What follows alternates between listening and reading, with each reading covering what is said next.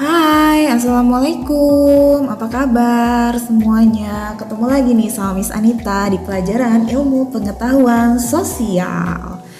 Oke, ingat ya, kali ini kita masih berada di bab 3 nih. Bab 3 itu adalah tentang aktivitas manusia dalam memenuhi kebutuhan. Sebelumnya, Miss Anita sudah memberikan penjelasan tentang macam-macam kebutuhan. Nah, sekarang Miss Anita akan menjelaskan apa? Yuk kita lihat. Nah, hari ini Miss Anita akan menjelaskan tentang yang pertama, itu ada tindakan ekonomi. Yang kedua, ada motif ekonomi. Yang ketiga, prinsip ekonomi. Dan yang keempat, ada review sedikit dari Miss Anita. Oke, udah siap semuanya? Oh ya, untuk pelajaran kali ini seperti biasa ya, tolong perhatikan dengan baik dan benar. Yang pertama, tadi ada tindakan ekonomi kan. Nah, tindakan ekonomi ini bisa digambarkan seperti gambar yang di sebelah kiri. Ada sebuah tindakan, kemudian dia didorong dan akan menghasilkan sebuah motif. Maksudnya apa sih, Miss? Nah, jadi gini loh teman-teman. Manusia itu melakukan berbagai macam tindakan agar semua kebutuhannya terpenuhi dan dapat mencapai kemakmuran. Nah, tindakan yang mereka lakukan itu didorong oleh keinginan yang disebut dengan motif. Jadi ini yang dimaksud dengan tindakan ekonomi. Jadi maksudnya misalkan aku butuhnya itu adalah makan. Nah, karena aku butuh makan, maka aku harus melakukan sebuah tindakan untuk bisa membeli makan. Nah, itu adalah merupakan tindakan ekonomi. Oke. Yuk, yang berikutnya adalah tentang motif ekonomi. Nah, motif ekonomi adalah keinginan atau alasan yang mendorong manusia untuk melakukan tindakan ekonomi. Ini yang tadi nih, yang slide sebelumnya. Nah, motifnya itu ada 3 macamnya. Yang pertama, motif untuk memenuhi kebutuhan. Yang kedua, motif untuk berbuat sosial. Nah, yang ketiga, motif untuk mendapatkan penghargaan. Jadi, motif di dalam ekonomi ini ada 3 hal ya. Jadi kalian harus ingat nih, ada 3 poinnya. Nah, kalau untuk yang pertama, motif untuk memenuhi kebutuhan, ini adalah motif di mana kita melakukan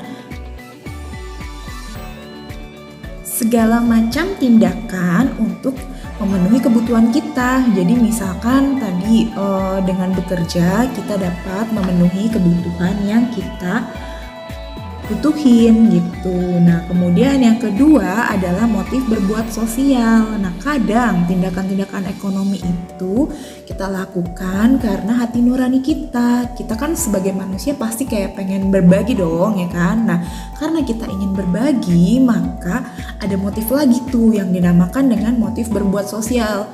Oh, aku mau beliin anak jalanan itu nasi padang. Nah, karena kita pengen membantu orang lain, jadi kita kayak mau beli nasi padang. Nah, di situ ada motifnya, yaitu motif untuk berbuat sosial. Nah, yang ketiga, kadangkala juga ada yang disebut dengan motif untuk mendapatkan penghargaan. Nah, jadi kadang-kadang sesuatu tindakan ekonomi itu dilakukan juga bisa untuk mendapatkan penghargaan. Misalkan seperti seseorang yang melakukan sesuatu untuk mendapatkan pujian. Nah, itu sering juga sih dilakukan. Dia membeli sesuatu yang banyak gitu kan. Terus kemudian karena dia membeli sesuatu atau dia melakukan sebuah tindakan ekonomi tertentu, lalu dia mendapatkan penghargaan gitu. Itu untuk motif ekonomi ya, teman-teman. Nah, yang ketiga ini ada tentang prinsip ekonomi. Prinsip ekonomi itu ada 4 macamnya. Nah, yang pertama, prinsip ekonomi itu adalah usaha untuk mendapatkan hasil tertentu dengan pengorbanan sekecil mungkin. Nah, yang kedua, prinsip ekonomi adalah dengan pengorbanan yang kita keluarkan untuk mendapatkan hasil yang sesuai dengan yang diharapkan. Nah, yang ketiga, prinsip ekonomi adalah berusaha dengan alat yang tersedia untuk memperoleh hasil yang maksimal. Nah, yang keempat, prinsip ekonomi adalah dasar berpikir manusia yang digunakan untuk melakukan tindakan ekonomi.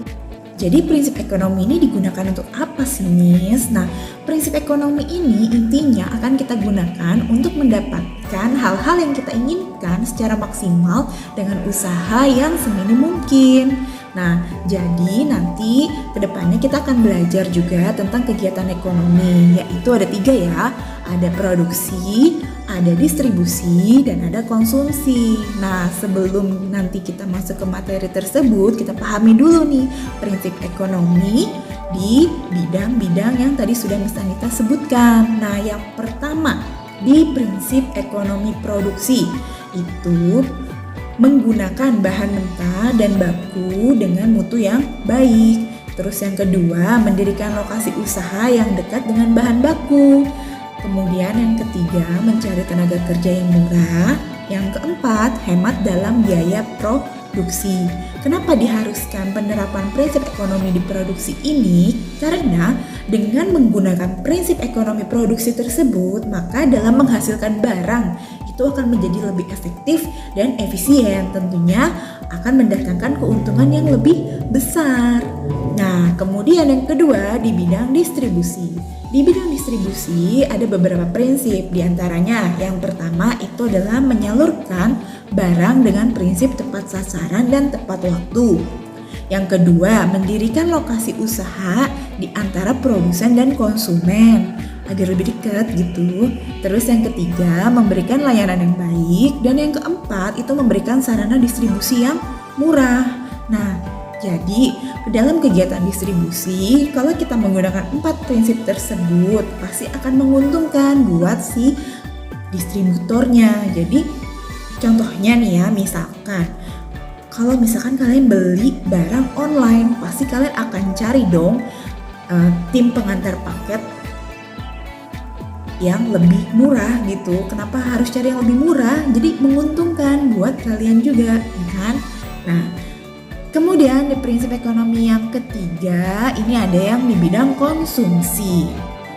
Nah, beberapa prinsipnya diantaranya yaitu memilih barang sebelum membeli, memilih barang dengan kualitas yang bagus, memberi barang dengan sesuai dengan yang direncanakan, dan membuat skala daftar prioritas kebutuhan. Jadi kalau kita sebagai konsumen, kita harus punya 4 prinsip ini ya, untuk mendapatkan keuntungan yang baik juga. Jadi pada dasarnya penerapan prinsip ekonomi ini bisa dilakukan oleh siapa saja, baik itu produsennya, distributornya, ataupun konsumennya. Nah, itu dia tadi untuk penerapan prinsip ekonomi. Nah, sekarang Miss Anita mau memberikan review ya. Jadi ini ada sebuah cerita nih. Nanti setelah Miss Anita bacakan ceritanya, Miss Anita akan sebutkan apa yang harus kalian kerjakan setelah kalian mendapatkan video ini.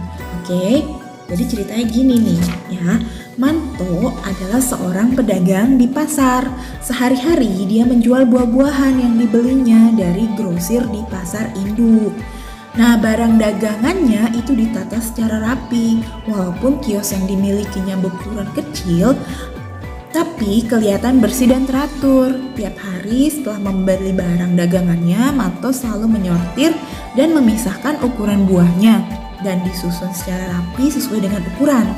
Nah, harga barangnya disesuaikan dengan ukurannya sehingga ada variasi harga buah-buahannya. Manto selalu berpenampilan rapi dan murah senyum. Setiap ada pembeli dilayani dengan baik. Timbangan yang digunakannya adalah timbangan elektrik yang dipajang di depan sehingga pembeli dapat memilih-milih buah dan menimbangnya sendiri. Usaha yang dilakukan Manto ini terus berkembang dengan baik dan Manto selalu tetap sederhana dan berjualan dengan baik. Oke, sekarang siapkan catatan kalian ya. Udah siap? Sambil dicatat ya. Soal yang pertama adalah motif apa yang mendasari Manto melakukan kegiatan? Bisa kita ulang ya. Soal yang pertama, motif apa yang mendasari Manto melakukan kegiatan? Oke, next. Yang kedua, Prinsip apa saja yang dilakukan Manto dalam menjalankan usahanya? Bisa kita ulang soal nomor 2. Prinsip apa saja yang dilakukan Manto dalam menjalankan usahanya?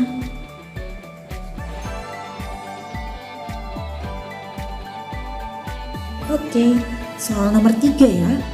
Soal nomor 3, bagaimana sikap Manto terhadap pelanggannya? Bisa kita ulang. Soal nomor 3, bagaimana sikap Manto terhadap pelanggannya?